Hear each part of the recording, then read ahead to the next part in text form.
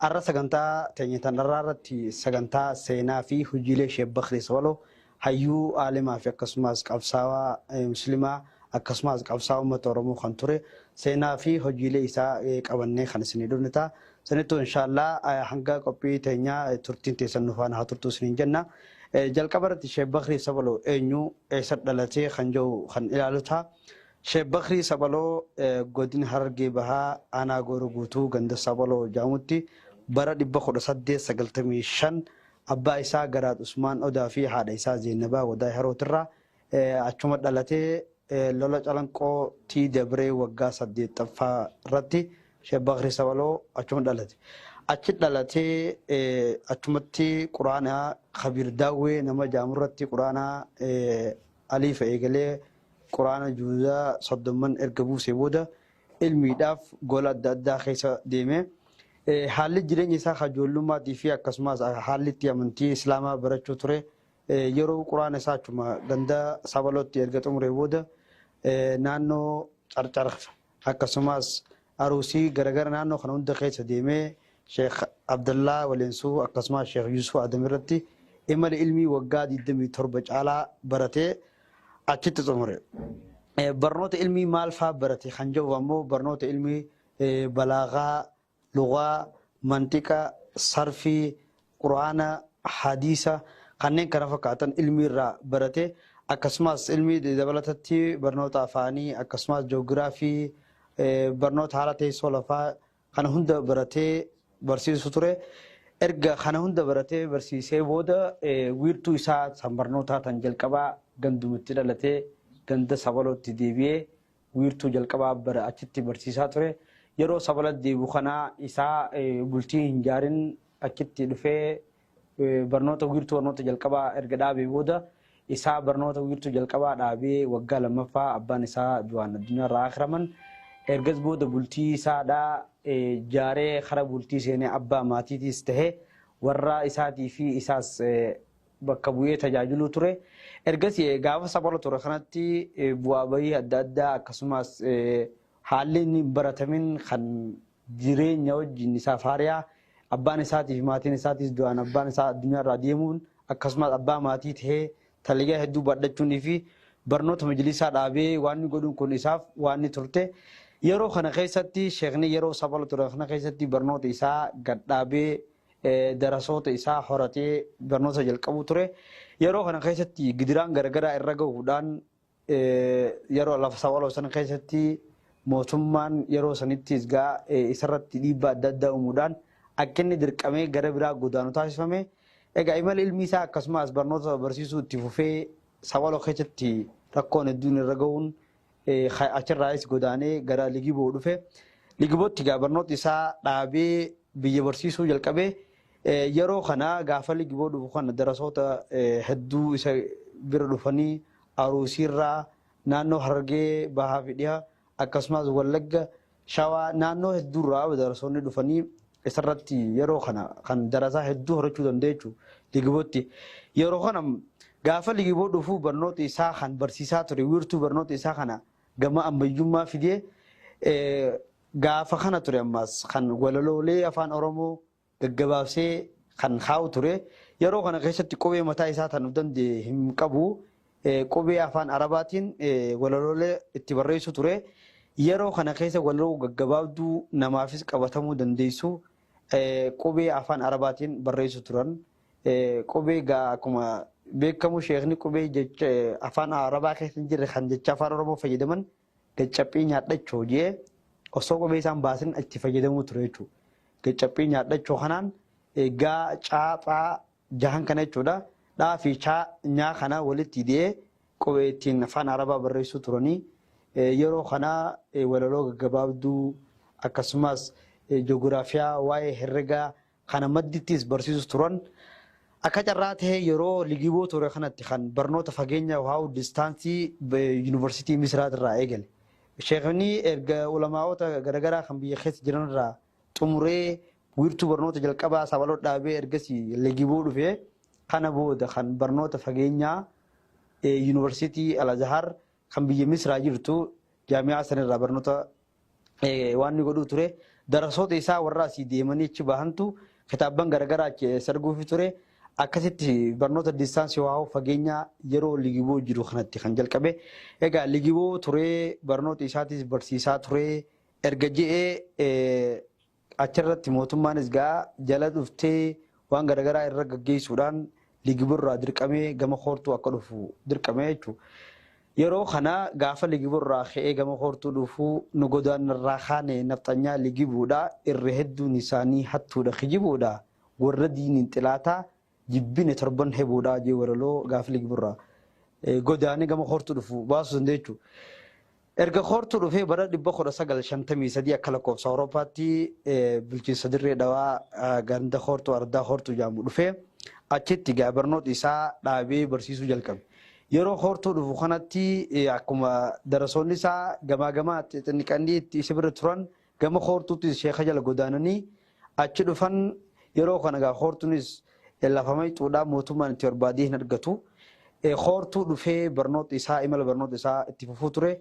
Yeroo kana sheekootiinis gurri sheekaatis biyya hundarra beekamee darasoonni garagaraa isa bira dhufanii akka Sheekh Maamar Rashaad Abdullee, Sheekh Abdurrahmaan Muudaa kanneen kana fakkaatan hundi bira dhufanii darasoonni jajjaboon achi qaariyaa baasanii fi sheekni barsiisuu ture. Yeroo kana Sheekh Maamar Rashaad Abdullee faan gaafa hortuu turan kanatti imala ilmii sheekha wajjin barnoota adeemsa barnoota gaggeessaa sammaddiitti roga qabsootiin finiinsaa turan hortuun gawaan karaa bulchiinsa dirree dhufteef naannoon Soomaaliyaatis Soomaalee itti dhiyoodha. Gama kanaan imalanii achirraa waan ibsuu turan jechuun walqunnamuu turan waraanaan yeroo kana keessa sheekni kana madditti yeroo hortuu turan kana keessatti barnoota amantii madditti halkan gaara bulee guyyaa gaara oolee halkan uummata keessa gabbee akka mootummaa yeroo san keessatti gaa isarratti dhiibbaa uumaa ture kana dheeysuudhaaf halkan uummata keessa gabbee bulee guyyaa immoo gaara keessa mana ijaarrate hanga ammaa manneen ijaarratan ni jira. Achitti qabsoo fi barnoota garagaraa gaggeessaa ture jechuudha. Imalli isaa kan hortuutu ture yeroo kana as dirree dhawaa dhufee deddeebi'ee waan kana gaggeessuu ture. Yeroo kana keessatti barnoota amantii maddiitti waan hedduu oomishaa turan gaafa hortuu ture kanarratti wanni inni gidiraan irra geesse hedduudha. Gaafa kana qubee inni ligii bobbaasee as gama hortuu godhuuf kana darasootaan barsiisaa ture kuni kan irratti qabamte yeroo kana jechuudha. Qubeen isaa tan ligiboo gaafa jiru baasee qubee mataa isaanii uumuu danda'e kana yeroo hortuu dhufan waraanni garagaraa isa kan hordofuu turanii dheeyse jalaa gaaratti illee guyyaa baqatee oolee halkan uummata keessa gabbuu akka carraatti itti milkaa'uu hin dandeenye. Sheekni gaafa kan akkana carraatti mana barnootaa ardaa awwaalletti ijaarranii mootummaan meeshaa haa qabeenya akka baasanii meeshaa itti mana barnootaa ijaaran haa bitamu jaamee kuni kanname kanarra sheekni dura dhaabbannaa haa mormii godheen ummanni keenya fi fuulaftii isaan irra jiraatan lafa gammoojjii tan qonnaafis mijoone tan tiisataafis mijoone lafa kana wawuniin qabanii qabeenyi isin irraa guurtanii mana barnootaatiin ijaartan jiru mootummaan dandeessu maallaqa fi baaftee nu ijaarii qabdu hajo'uun mormii taasiseen irra wal qabsiisee garaaddan garagaraa achi sheekha dhufanii as dirree dhawaadhaa gaafas namni bulchuu dasitaa gammadaa nama jaaniin isa bira dhufanii isatti himanii achirraa sheekni kan qabamee wiirtuu barnoota isaa kan qortuu muruu danda'e jechuudha. Egaa kanuma gidduutti sheekni yeroo hortuutti gidiraan garagaraa kun irra geessee osoo hidhaa dhaabbataa dirree dhawatti hin dhamin achi deemanii addeellatti illee barnoota wiirtuu barnootaa dhaabanii warri addeelleetis achi ilmi haadha manaa kananiif intala kananii fi bultii ijaaree imala ilmi isaatti fufe. Egaa sheekni wiirtuun barnoota isaadhaa haalli imala isaa kan barachaa turee fi barsiisaa ture. Araddoota ganda sadeen kanatti ture. Gaafa immoo hidhaa dhaabbataa as dirree dhawaadhaa magaalaa dirree dhawaadhaatti sababa barnoota mana barumsaa awwaalleetiin wal qabatee kan hidhaa dhaabbataa akka jedhamu taasisee booda immoo as magaalaa dirree dhawaa ganda laga harreetti barnoota isaatis itti fufee barsiisuu ture. Yeroo kana qabanii hoggaa fidan akka inni hidhaa dhaabbataa jedhamu taasifame. erga kanaas dirree dhawadatti barnootaas yeroo hidhaa dhaabbataa kan jiru hedduu hawaasa barsiisu ture jechuudha. Haalli jireenya isaa kan barnootaatii fi barsiisuutti wal qabate kana fakkaata. Hambiraadhaa immoo seenaa isaatirraa hojiilee fi seenaan inni uummata Islaamaatiif akkasumas uummata Oromootiif kaa'e maal fakkaata kan jiru ilaalla. Mee haalli inni ittiin warraaqsa siyaasaa tokkummaa hawaasaa akkasumas diinagdee fi misooma garaagaraa irratti walaloodhaan kaasaa ture. Hanga gabaabduu tokko irraa halaallu sheekni gaa akkuma beekamutti bifa roga walaloo uumuu fi tolchuu keessatti namni akka Sheek Bakrii Sabaloo qooda guddaa uumee ni xiqqaata. Jalqaba ture walaloo uumee kaa'uu keessatti osoo qubee mataa isaa danda'e hin baasin duratti qubee afaan Arabaatiin jecha Oromoo barreessuu ture. Kanneen keessaa mee walaloolee isaa tan baasan keessaa walaloo mata duree 80 oli kan nu harka ga'e nuti qorannee arganne san caalaadha. Ammoo walaloolee garaagaraa kan isaan baasan keessaa walaloo waa'ee jangal mata duree jettu jangal yoo gootan malee tola dhugaan himanii dimnaa madaafni dheefa dachii limanii haqarra baasan kana duratti maa dhimanii mul'achumaa fi jira haynitumaan dhimanii gabrichummaa uffattee if gonfitee rafinii jeena lagaa adii huqqatulleen tumanii hin gartanii if cinaa warra gabrooma diduu orma jaynoota bilaa akka sallaal yamanii walaloo kana jettuun ummas dammasaa ture warraaqsa siyaasaa irratti hin gartanii if cinaa warra gabrooma diduu orma jaynoota bilaa akka sallaal yamanii mee if cinaan gartanii maddii keessan orma gabrummaa didu warra akka sallaal yaman kan bilisummaadhaaf jecha dhiiga isaanii waan ni godhan jechuudhaan qabsoo warraaqsa siyaasaa biyya ollaa biyyatti ture ibsuu fi ture jechuudha. Hingartanii if cinaa warra gabrooma diduu orma jaynoota bilaa akka sallaal yamanii kan biyya fi ataquu dhiira kibbaa yamanii dhiiga lolaa godhanii reeffarra jaajjatanii bahar wajii jalolaa danfatti guuramanii osoo lolli deemu bahar wajii jalolaa ibidda balbala ibiddaa jechuudha. Lola ibidda balbala ibiddaa fakkaatu kanatti qabsoodhaan bilisummaa argannee jechuudhaan hatti deeman kanaa kana hin gartanii jee akkana hakaasu ture. Akkas yoo taatan malee dadannaxaan horanii beekarra gaarri dadaa humni mizaanumanii guuntaa ta'uun najisaa dhiiga malee dhiqamu akka gooftaa tahanii dhiiga namaa limanii. Guuntaa jechuun gabrummaadha. Guuntaa ta'uun najisaa dhiiga malee dhiqamu shartiin ittiin gabrummaan namarraa dhiqamtu dhiigaanii saniif guunta yookaan gabrummaa ta'uun najisaa wanni najisaa gabrummaa namarraa baasu dhiiga malee dhiqamu dhiigaanii hajoo akkanatti qabsoo irratti waan nu godhuu ture sheekni hammam jazaa'ir lolee bilisummaa fudhatee lola misaala tahee bakkayyumaa himanii biyyiin kana aljazeera jeniin kuni wanni isaan biyya keessatti gaafa san gabrummaa firraa kaasuudhaaf uummata Ingiliz kana firraa kaasuudhaaf qonni isaan baatan walaayyoo kanaa mitiija. Kumkum tokko cinaa hammi xilaan ni bitee akkasumaan adawwii mukatti qunqumanii jechi kumkum jiru miiliyoona jechuudha. Afaan Oromootiin miiliyoona jechuun kumkum jechuudha. Eessa badee dhabamee dilli bareen todhalee uummanni koo mul'atee bakkatti barlamanii yoo guddina ogoloo caala malyoon kudhanii arra akka guute kunoo malyoon 18 amanii. Dur warri moo gooftaa namni fadheen tuqotu lolli jabaan dhalatee yoo xiqqoo miidhamanii arra akkamiin usanii hutub jechuu dhabanii usan sidaama sodaa dur fubbuluun himanii yakki sidaama jedhamu yeroo san keessatti maqaa gabroonfataa yeroo san turen sheekni sidaama jee fayyadamuu ture maqaa iccitiiti. Dur warri moo gooftaa namni fadheen tuqatu lolli jabaan dhalatee yoo xinna miidhamanii Oromoon dur gooftaadha abbaan fadhe ishiin tuqatu xiqqoo yoo tuqamtallee lolli jabaan dhalatee namni qarqarasii bahu hin jiru jechuu ture. Garuu arrakkamii usanii hutub jechuu dhabanii usan sidaama sodaa dur fubbuluun himanii jira. Arra garuu gabrummaan tun isaan kana ukkaamsitee waan dur hutub jechuu dhabanii numa duuna sodaa fi dubbachuu dhaban jee.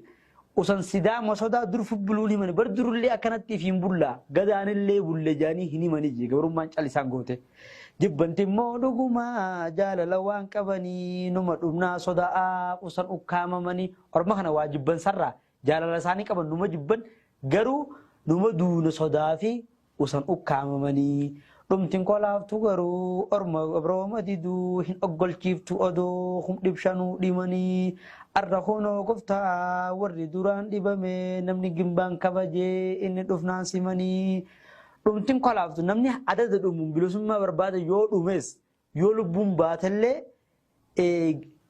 du'uun kun isa kana guuntaan gootuu takka immoo sanyii isaa kana sababaa dhumuutiin hin dhabamuu je dhumtiin kolaaftu garuu warra gabrooma didu hin oggolchiiftu odoo hum dhibshanuu irraa fixanii خلافته تكامل شنيا سا همرتو أرخون أوقفت أورد دران إبامي ورد در إبامي أمة هاجدي ترى ورا موجودي ترى موج أرقفت إني دفنان نمو سمية كذي إتي سمته متى كبيفي سمتها جتشولان ولو كنا يتبرر سوريكا تنتفته أجاب مر نما نجاجي نمان دخطو أكهتو دماني والفلتاني جبنا بتمتهم بدي أكسدام نجران قبتني تماني يخون إسلامته خون كريستانته سمجرو دنيا وأدم فود دماني خنف بري غرفمو خندرسانو نجاها افتسيك آواتكو لمن جنين نمني ولو وراك ساقا دير تودا ولو وراك سرتي وراك سياسة سرتي ولو الإنسان كان شبر سبب رب رحمة عقوله في خنا ترى ما ولو برا خن جافا يونيفرسيتي حرمايا أمني يروسن لفا يونيفرسيتي حرمايا رجع رمت خنا أمتا الرقبته لفا من الرجراتو جندنما موسمان لسلاسة بقاسة أمتا فرنجي الرجالته إجازبوتا خير يونيفرسيتي حرمايا قدمته سندورة ميزيونا فرنجي تقود الرتورة قاف أمتا ترى خافمه خاسني أمتا خنرت قبسيسن شيخني ولولو باسك أو يروسن كيستي شيخوتا بيكمو علماء تجرجرا ورقة بالرئيسة اتيرجي نماذج جبا مني أرامو أو يروسن كيستي وبرجهني ونخني دولا أمنتي دولا سباتي وان كان لفمت رابو قاسم كني وان خنا خجو ورقانا مهدو بران قوتره أكسمات درسوس ساتي في وران أسين على بيهرت اللي ورقا خيسون أكيد درسوني ساهمن يرو خنا ورلو وايلا في يونيفرسيتي حرماي بقعة خنا رتبة سامي ترون كابينا سيالالو سكاموسو نمالا ونرته نولفا خنا مسا أمو أمني خين رفا سكاموسو نمالا ونرته نولفا خن أرمسا خن همسا أمو أمني خين رفا هنگرتني نوأو بيرته نوترو ورا خفار بدا خنبيتي سابرفا هل كمري فتا مرجع جلاسكا ملين فجان ندورا ورا تسمو طرفا دوبتم تودكا هنتي خشوا هراء هل كان جاء دجا دين قلا عرفا دوبتم تودكا إدو سبيرة تماني واقول تحسن لك هندو خطورة خطورة بالله وجبابا أسرت كده تمو هندو خطورة دينك على عرفة أكا حولا أقويا عرفة كلامه دينك على هي ولا لو كانت دمي سطورة أكم مرا كيشلول جنگل تلا تقول ميني لولين تقوما جرما كتو عرفة بيتي ممركو جنين كوني أكم مرا كيشلول جنگل تلا تقول ميني لولين تقوما جرما كتو عرفة Ormi muraako Morocco mujanii kun hangamta kalolanii xilaata firraa dhabamsiisanii jangal godhan wanni isaan godhanii maali miini isaa loloniin dhagumaa fi jirma qottoo fi kanafaadha jirma dhagaa qottoo qarabaa kanumaan lolon meeshaa waraanaatiin jechuudha kanaaf yoo dhugaasanii kan qabsootu taate kanaasaniif lafatee tan saamamu jirtu kana hin usunii jechuudhaan walaloo kana itti baasu ture akkam godhee faransaa tuunis nataa fudhatee lachuu zamaana kana hin sahinaa dharafaa biitii tuniziyaa yaniin kun akkami faransaa irraa kaase akkam godheeti faransaa irraa kaase waa hedduu waan qabeenyaa fi ammoo meeshaa waraanaa qabuuf jechuudha meeshuma dhagaa fi kanaaf irraa kaase akkumarraa warra Filistiin godhu jiran kanatti qabsoo isaan gaggeessan dhagaadhaan ijoolleen waraana hamaa dura dhaabbachuu turte ibsuuf ture jechuudha sheekni lachuu zamaana kana seenaa dharafaa hajoon yeroo san keessatti Diggim godhee Faransaa biyya isaa ataqee waa gabran taatu zariin didduu dhabuu sharafaa. Gaarrin jabeessu qabee gootatti roorrisanii tuuta sanyii bilisaa eessa kan miidhe rafaa. Gaarrin jabeessu qabee gootatti roorrisan. Goota tokko namni yoo itti roorrise gaarri kun dura dhaabbatee hin jabeessu jechuudha. Gaarri dura dhaabbatee goota itti roorrifame goota roorrifame gaarri dura dhaabbatee deebisuu hin danda'u. Tuuta sanyii bilisaa eessa kan miidhe rafa. Nama bilisummaa qabu namni eessatti tuqee rafaa. Misira qoptii jahatee dowla sadii ari'ee misira kawaayyayyii jarri sadeen borofaa. Misira qoptii jahatee dowla sadii ari'e. Biyya Faransaay, Ingiliz, Ameerikaa akkam godhee Tuunis yaa misira firraa oof. Misira kawaayyayyii jarri sadeen borofa. Tan dhuftu fiinti du'aa yoo tolchanii lolaniis booda garuu namumaaf jiisan cibaa horofaa. Duuti mizaantu badii haafirri quufe fiduu akkas tahurra du'uun siif kakadhee sharafaa. Ooluu namaa qotatee ijoollee jalaa fudhataa niitii namaarra rafee jaarsa hidhee garafaa. Yeroo san keessatti mootummaan gabroonfataan uummata ture ooluu namaa qotateeti ijoollee jalaa fudhatee niitii namaarra rafee jaarsa hidhee garafa. Tan dhuftu yoom agartii ijji kan uume cufee fardi hottee adii bu'ee bilee qorofaa. Walaloonni dheertuudha tan gaafa yuunivarsiitii Haramaayaa iddoo tanarraa uummata kaasanii irratti ijaaramtu baase gabaabnis yoo gabaabse kana fakkaata.